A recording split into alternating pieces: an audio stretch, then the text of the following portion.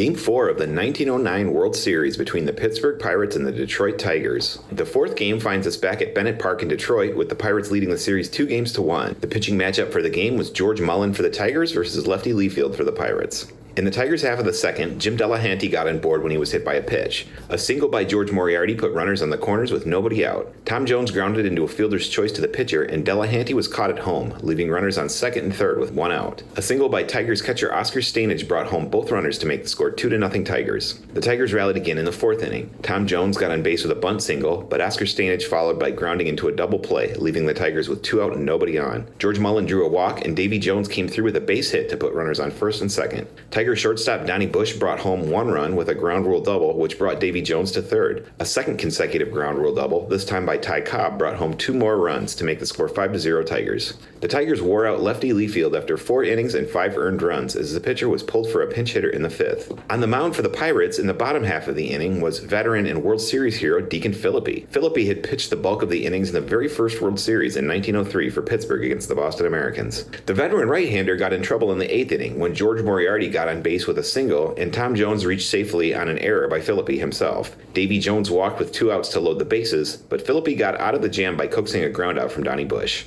George Mullen completed the 5-hit shutout with only 2 walks and 10 strikeouts, and the Tigers won by a score of 5-0. The series is now tied at 2 games apiece as we head back to Pittsburgh for Game 5.